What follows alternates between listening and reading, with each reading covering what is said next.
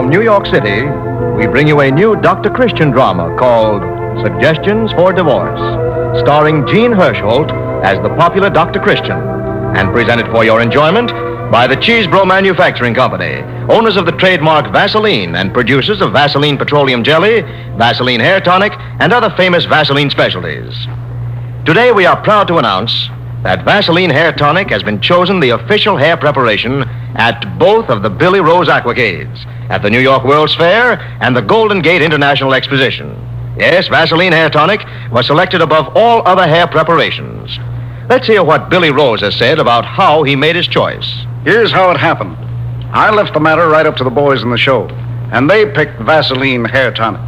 Naturally, I wondered why they all seemed to want it. And someone said, "We like it because it guards against dry scalp." Well, that was too much for me. Those boys spend a couple of hours a day in the water, and yet they were worried about dry scalp. It just didn't make sense. But they set me right. It seems that water washes out the natural oils in the scalp and makes the hair brittle and hard to manage. But Vaseline Hair Tonic supplements the natural oils and helps make the scalp healthy. Well, those arguments sold me on Vaseline Hair Tonic. And now the boys are happy about this healthy scalp business, and I'm happy about the way they look. They're in the water 4 times a day, and they're always neat and well-groomed. You never saw such a handsome bunch. And Eleanor Holm uses it, too. She swims without a cap, you know, and look at her gorgeous hair. Come to the Aquacade and see for yourself. We thank Mr. Rose, and all I want to add is Vaseline Hair Tonic will keep your hair good-looking without dousing or slicking down. Just comb or brush on a few drops every morning. And ladies, if you would keep your curls soft, satin smooth, and glossy, use a few drops of Vaseline Hair Tonic when you set your waves. Generous bottles at 40 and 70 cents. Insist on Vaseline Hair Tonic.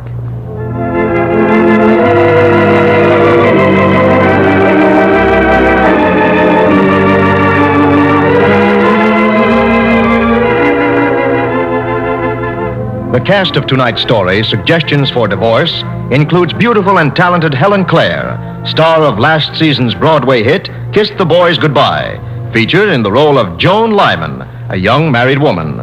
Jack Arthur, popular radio star who plays her husband, Steve Lyman. Helen Walpole, who plays Eileen, Steve's secretary. And that charming redhead, Rosemary DeCamp, in her usual role of Judy Price. As the curtain rises, we see Dr. Christian and Judy Price walking through the lobby of a well-known Chicago hotel. They're in Chicago to attend a medical convention. You got Dr. Jameson's address, didn't you, Judy? Mm-hmm, I have it right here. Good. He certainly was interested in the treatment you outlined in your paper. Yes, he was very flattering. I hope his results are as satisfactory as mine. Don't forget that telephone call. I'm going to make it now. Joan Lyman, one of my first babies in River's End. That was a long time ago, Judy. She has 2 children of her own now. Is there anything else on our schedule? No, I don't think so. We have a little time before the train leaves for River's End. I suppose you'd like to do some shopping. Mm-hmm. You won't need me. Wait a moment, will you? Till I make this phone call. All right, have you got a nickel? Yes, Judy, thank you.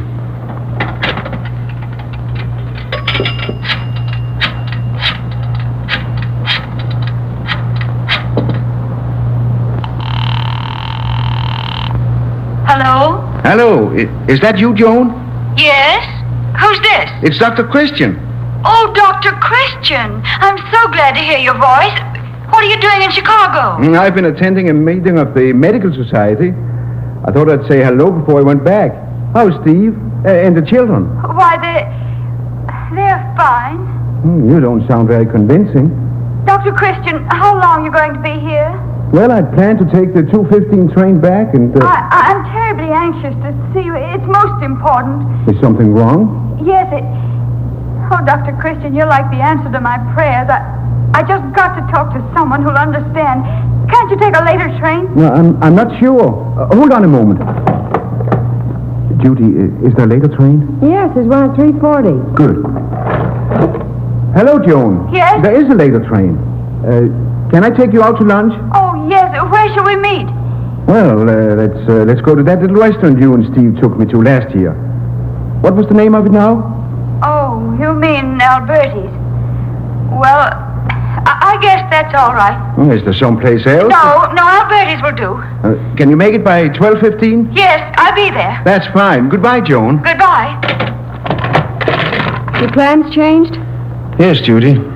Joan Lyman seemed pretty upset about something, so I'm going to take her to lunch. We'll catch the 3:40 instead. Oh, swell. That'll give me more time to shop. What's Joan's trouble? I don't know, Judy, but it must be something very serious.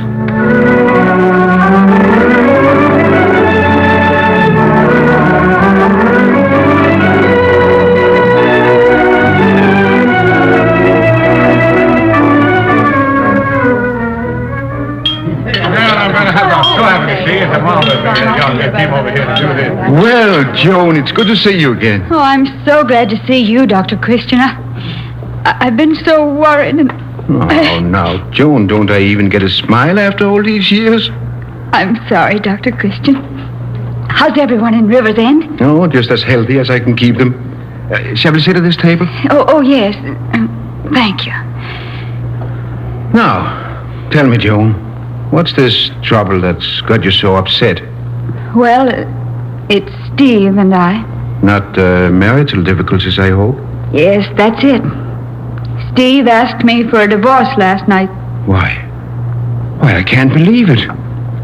Haven't you and Steve been happy? Oh, yes, very happy.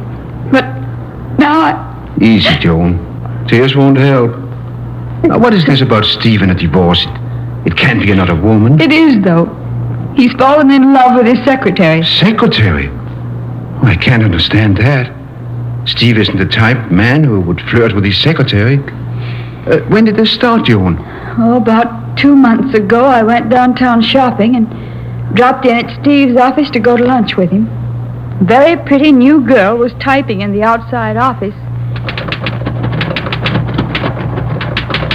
I beg your pardon. Oh, excuse me. My machine was making so much noise, I didn't hear you come in. It's quite all right. Is Mr. Lyman in? He's busy on the phone. Won't you sit down? Thank you. I suppose you're Mr. Lyman's new secretary. Well, I'm sort of on trial for a couple of weeks, so I'm keeping my fingers crossed. Oh, so that's it. You like working here? Oh, sure. Mr. Lyman's a honey. I mean, he's really democratic, not like a boss at all. Really? How charming. There. He's finished phoning now. Well, who shall I say is calling? I'm Mrs. Lyman. I'll see if... Mrs. Lyman? You mean... Oh, gosh. Go right in, Mrs. Lyman. Thank you so much. Well, hello, dear. Surprise! I just dropped in to let you buy me lunch. Good. We'll go over to Alberti's. Don't I get a kiss? Absolutely. Did you find that new hat? Oh, not yet. They all look like they were designed by woman haters. Excuse me a minute, dear, while I sign these letters. Which reminds me, I met your new secretary. Miss Hawley? Very good, too. Is she really? Yes. Didn't seem very dignified for a business office. Dignified? Oh, you know, that dress she's wearing. It's really pretty extreme. Afraid I didn't notice. Oh, but you can't expect her to have as good taste as you did. And that bright red lipstick. Seems to me with your clientele, you'd want someone older and more sedate. Miss Hawley's smart and efficient. That's all I want. Indeed. Seems to me no girl as pretty as that one needs to be smart or efficient. Say, what are you getting at, Joan? I don't like your secretary. Is that plain enough? I get it. You didn't come up here for lunch. You came to pass inspection on my new secretary. How perfectly silly. Oh, yes, you did.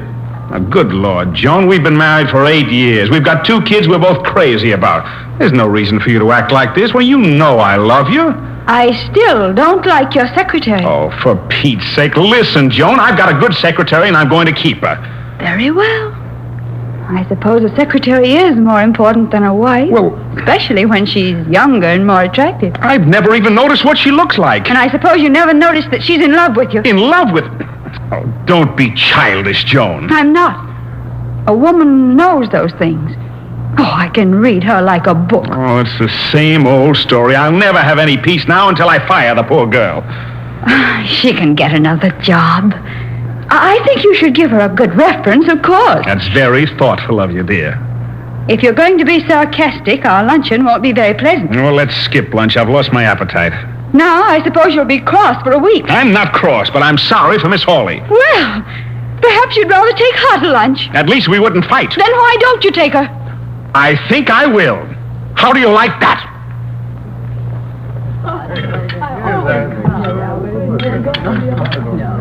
And this Miss Hawley is the girl, Joan? Yes. Steve fired her, but he had lunch with her that day. Last night he told me he'd been seeing her ever since. He's in love with her. He wants a divorce. Did you say you'd give him one? I didn't say anything. I went in my bedroom. And cried yourself to sleep? Yes. Joan, do you want a divorce? What difference does it make now? Oh, it might make a great deal of difference. Oh, Dr. Christian, of course I don't want a divorce. I love Steve. I'd be lost without him. Joan, shall I be brutally frank with you? Of course. I want your honest opinion. I think you're 90% to blame. Why, Dr. Christian, that's perfectly ridiculous.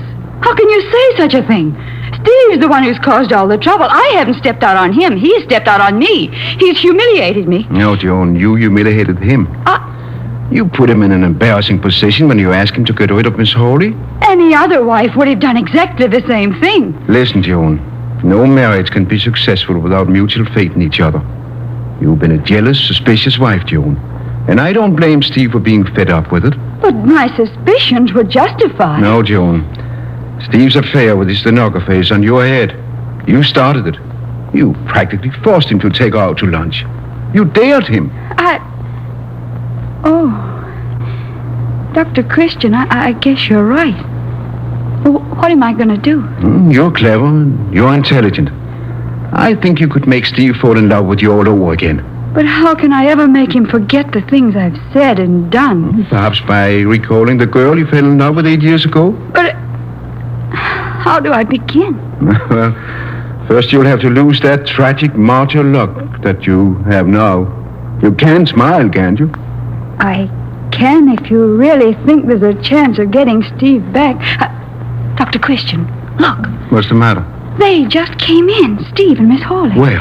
Over there, just sitting down. They haven't seen us yet. Come on, let's get out of here. Wait a moment, Joan. You've got to face this thing sooner or later, and it might as well be now. What do you mean? Well, we are going over to the table and talk this thing out. Oh, I couldn't. But you must. You'll never have such an opportunity again. Chance to let Steve compare you with Miss Hawley. Oh, good heavens, I won't know how to act. Just be as charming as you know how. Ready, Joan? All right, Dr. Christian. Don't be surprised at anything I say. But what are you going to say? I don't know yet. And smile, Joan, because Steve's looking our way right now. Hello, Steve. Well, for the love of Pete, it's Dr. Christian. Steve, I was afraid I wouldn't see you.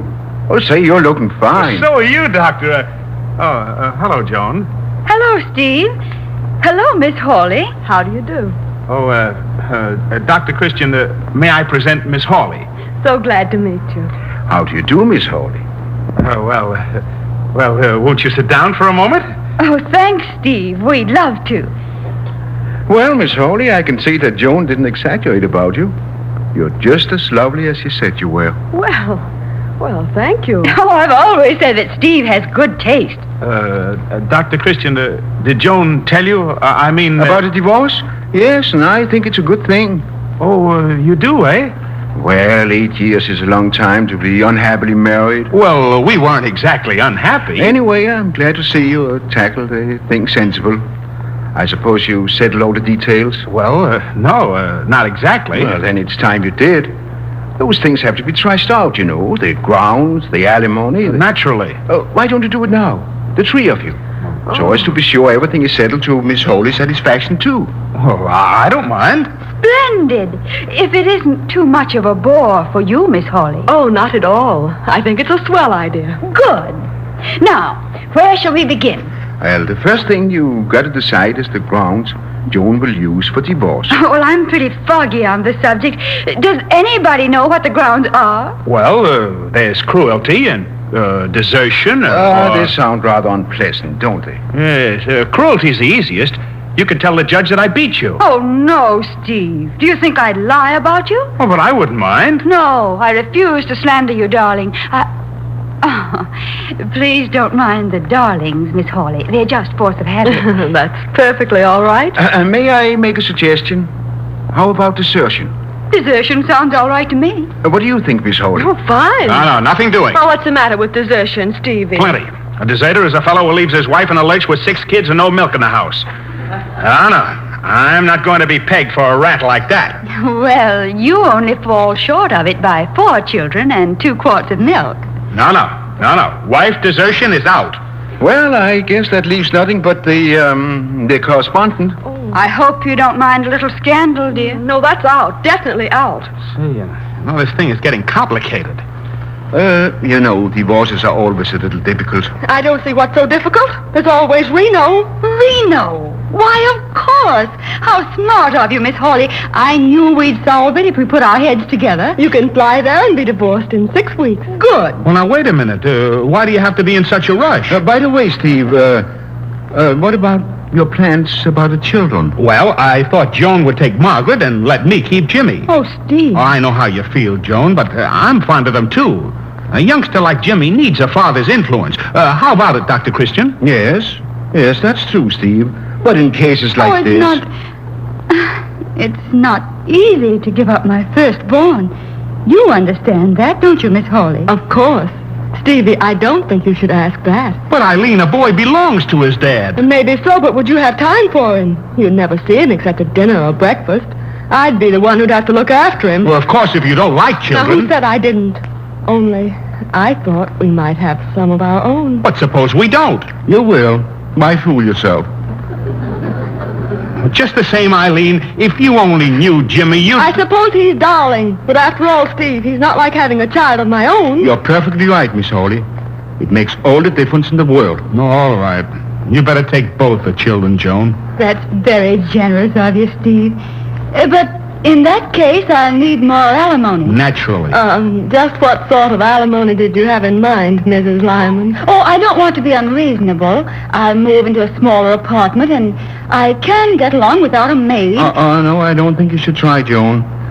Not with the children to take care of. Oh, nonsense, Dr. Christian. I can manage somehow. If anyone does without a maid, it should be Eileen and I. But, Steve, I'm not a good cook, Well, and that's all right. Joan learned to cook after we were married. Well, why don't you both get along without a maid? Well, that's okay with me. Oh, of course, you don't have to do the housework. Well, we'll all have to make sacrifices. I'll compromise for 1/3 of Steve's present income. That's more than fair, Joan. It seems like a lot to me. 1/3 of his income. Yes, Why- but what do two people in love care about money? You don't have to have any luxuries, but you'll have each other. Yeah, that's right. Now, about Reno, I can leave tomorrow. Oh, but of course the children will have to go with me, and that means taking Jimmy out of school. Oh, now, wait a minute. He's getting along fine, and if you take him out, that'd put him behind a year. Oh, he's just starting, Steve. It wouldn't matter. Oh, no, you just asked Dr. Christian. Well, it is bad, I'll admit. He'll get the idea that school isn't important. But you may never see Jimmy again, so I wouldn't worry about it. Well, that's fine advice from a doctor. Jimmy stays in school. All right, Steve. I'll wire Mother to come and take care of the children. Oh, no, you won't. I wouldn't trust my 2 kids to that mother of yours. Now, Steve, I'm sure Mrs. Martin loves the children. She'd get them plenty to eat and... I know all about that. She'd spoil them. In 6 weeks, she'd have Margaret in the hospital, and Jimmy would be a sissy for life. Aren't you exaggerating, Steve? Certainly not. The last time she was here, she thought it'd be cute to put a Marcel in Jimmy's hair. Ye gods. We were only making a suggestion, Steve. No, wait till school is over. But, Steve, school isn't over for 2 months, not till June. Lovely. You can have a June wedding. No, I'm afraid not, Joan. Miss Hawley will have to wait another 6 weeks for the divorce. Oh. However, August is a nice month. A little warm, of course, but... I despise August. We'll have to wait, Eileen. There's no other way. Why can't the children's grandmother take care of them? It's out of the question. Now, you are in your office now, and I think you ought to show a little consideration for me. It's all for darling Joan and little Jimmy and Margaret. Oh, I'm sorry, Miss Hawley. Perhaps I've asked for too much. I think you've been very generous, dear. Eileen, can't you see we have to think of Jimmy's future? That's obviously more important to you than mine. Well, naturally, he's my own flesh and blood. Well, I'm not going to wait until August. Oh, don't upset yourself, Miss Hawley. You and Steve will have the rest of your lives together. Yeah, that's what's worrying me. If this is a sample, you can count me out. If that's the way you feel, okay. You bet it's okay. Mrs. Lyman, you can keep him. You and Jimmy and Margaret. As far as I'm concerned, he's dictated, but not read. But, my dear, please don't blame Steve. Oh, no, don't try to wish him off on me. Goodbye. It's been so nice meeting you all. My, what an excitable young lady. Excitable? You mean impossible? I'm sorry your engagement is broken, Steve. Well, I'm not. Steve, Joan doesn't really look sorry to me. I'm trying to look sorry, but it's pretty hard to be convincing. Joan, would you... I mean, if I'm very penitent, will you forgive me? Oh, darling, of course I will. It was my fault in the first place. No, it was really all my fault. Now, Steve, darling, I know it was entirely my fault. Just a moment. Before you get into another argument, I'd like to say goodbye. I have a train to catch. Oh, Dr. Christian, there's not much I can say, but thanks. That's enough for me. Was he giving you advice, Joan? Well, in a way. Well, I hope you didn't take any of it. He certainly made some terrible suggestions in the last 10 minutes. Personally, I think a doctor ought to stick to his medicine. No, perhaps you're right, Steve. But then I'm a country doctor, and we have to have a few sidelines.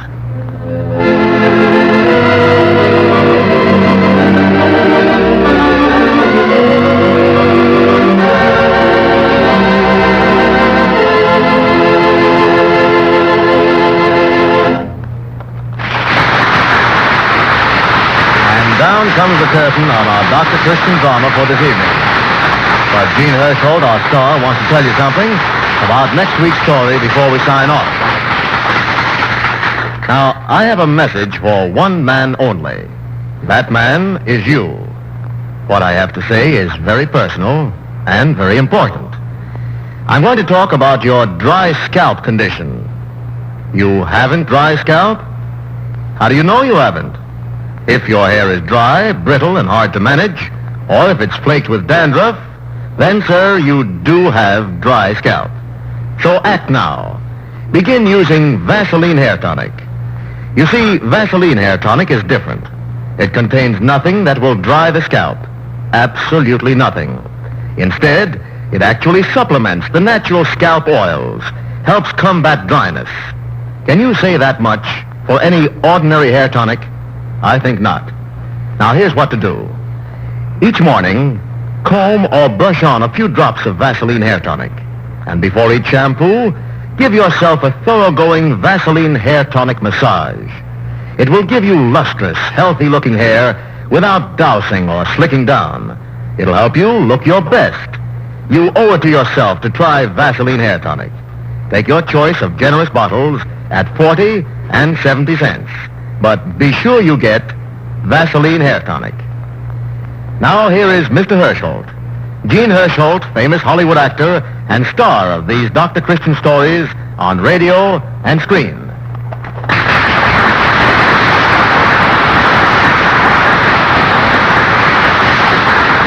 Tell me, what kind of story have you selected for next week, Dr. Christian? Well, next week we plan to dramatize for you the story of two old maid sisters here in Riversend and their young niece, Martha Miller. The story is called June Bright. And if you have a spark of romance in you, you'll enjoy it thoroughly. We invite you all to listen in again next week. So until Wednesday evening, I'll say good night.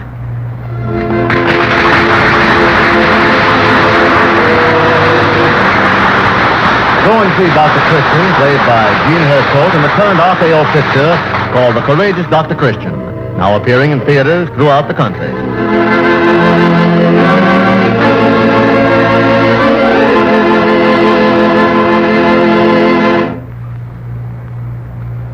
Summer will mean more clothes to wash, longer hours with the laundry.